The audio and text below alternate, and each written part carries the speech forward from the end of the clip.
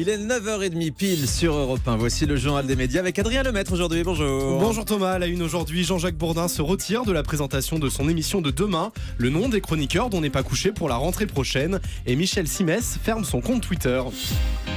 On commence donc avec Jean-Jacques Bourdin qui ne sera pas à l'antenne de BFM TV demain. Oui, le journaliste a décidé lui aussi de se faire remplacer, tout comme François Fillon. À l'origine de cette décision, la querelle entre les deux hommes.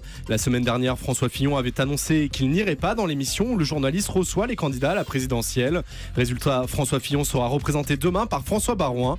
La réplique de Jean-Jacques Bourdin ne s'est pas fait attendre. Lui aussi se fera remplacer le temps de l'interview par son joker, Laurent Neumann. Voilà, et la passe d'armes a duré tout le week-end sur Twitter notamment. Catherine Deneuve pourrait intégrer la série 10%. Alors que la nouvelle saison de la série à succès de France 2 commencera mercredi soir, Dominique Besnéard, producteur et créateur de la série, confie à nos confrères du Tube qu'il aimerait beaucoup voir parmi les stars figurer Catherine Deneuve. Le producteur avoue même avoir déjà un peu essayé de rallier la comédienne à sa cause.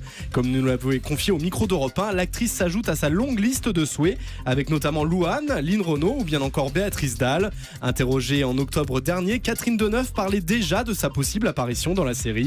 Elle avait déclaré que la confusion pouvait être amusante, mais jouer son propre rôle l'attirait peu. Alors arrivera-t-elle à se laisser convaincre ? Pour l'instant, on est loin des 100%. Et on vous proposera une émission spéciale mercredi pour le retour de cette série 10%. Parmi les guests cette année, il y a notamment Fabrice Lucchini ou Virginie Efira. Encore un très beau casting, une très bonne série donc à découvrir cette semaine sur France 2.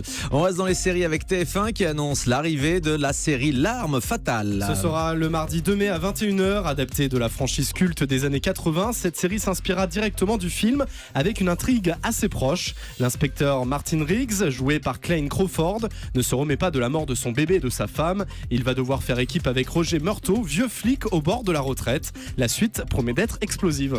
Laurent Ruquier s'exprime sur les prochains chroniqueurs dont n'est pas couché la saison prochaine. Thierry Ardisson avait lancé la rumeur et annoncé que Sonia Mabrouk allait rejoindre l'équipe de Laurent Ruquier. Cette dernière avait alors démenti. La rumeur avait enflé avec la présence de Vanessa Burgraff qui avait essuyé quelques polémiques.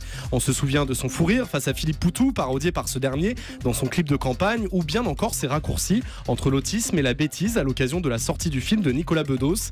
Eh bien, il semble donc que ces dernières séquences buzz lui aient plutôt servi, puisque Laurent Ruquier l'a annoncé lui-même. Elle sera de retour aux côtés de Yann Moix la saison prochaine. Résultat, on n'est pas dépaysé. Voilà, Laurent Ruquier l'a annoncé dans cette émission spéciale qu'il proposait samedi soir. Il a fait taire toutes les rumeurs. Vanessa Burgraff et Yann Moix seront bien de retour la saison prochaine. Il précise si eux-mêmes sont de retour la saison prochaine. À suivre donc. Arte prépare une nouvelle série événement sur l'Algérie. La chaîne prépare cette fiction intitulée Paix à leurs armes, dont l'intrigue se déroule en Algérie. Cette adaptation du roman éponyme de l'écrivain allemand Olivier Bottini sera transposée sur le petit écran par Abdel Raouf Dafri, co-auteur du film Un prophète. Il explique en outre qu'il s'agira d'une intrigue sous fond d'islamisme et de coup d'état avec deux personnages principaux qui seront interprétés par des comédiens allemands. La mini-série comportera 3 épisodes de 52 minutes. Allez, on va terminer avec le chiffre du jour. 237 000 comme le nombre d'abonnés Twitter que Michel Simès a décidé d'abandonner. Ulcéré par les messages dont il est la cible, l'animateur télé préféré des Français a fermé son compte Twitter. Dans un dernier message, il déclare que le réseau social est devenu, je cite, un réceptacle, un déversoir permettant à ceux qui n'ont que de la haine ou de l'agressivité de s'exprimer.